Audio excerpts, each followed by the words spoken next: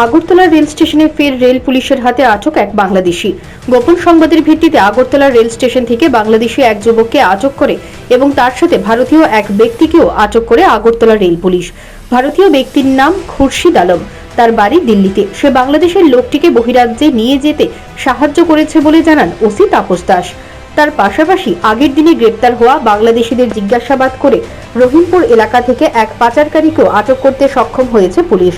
তাপস দাস আরো বলেছেন, এই চক্রের সঙ্গে একটা রেকেট যুক্ত আছে। তাদের নাম ধাম ও ঠিকানা উদ্ধার করে তাদেরকে গ্রেপ্তার করার সব ধরনের পদক্ষেপ নিয়েছে রেল পুলিশ। হ্যাঁ, গতকালকেও আমাদের কাছে খবর ছিল যে কিছু বাংলাদেশের যে লোক আছে তারা আমাদের যে প্রত্যেক সপ্তাহে একটা যায় তেজস রাজধানী এক্সপ্রেস, ওইটা দিয়ে যেতে পারে। তো এই সুবাদে আমরা জিআরপি থানা এবং আরপিএফ থানা মিলে আমরা যে রেল স্টেশনের যে করিডোর আছে, মেন গেট, পার্সেল গেট বা আরও যে প্ল্যাটফর্ম 1 নম্বর 2, 3 বা এরকম যা আছে, আমরা ওইখানে ছড়িয়ে ছিটিয়ে করি। তারপর আমরা দেখলাম যে ওই তারা মেন গেটেই মানে নেমেছে, একদম মেন গেটে। তো এখানে দেখলাম দুজন তারা আসছে ওইদিকে, খুব তাড়াহুড়ো করে, ট্রেনেরও টাইম হয়ে যাচ্ছে। তো তাদের দেখে আমাদের সন্দেহ হয়।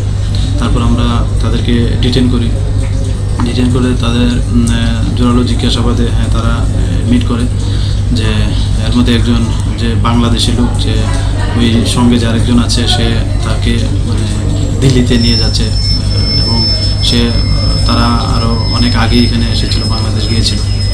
তো তারপর আমরা তাদেরকে ডিটেন করি। এরপর আমরা একটা জিআরপি থানাতে একটা মামলা নিই।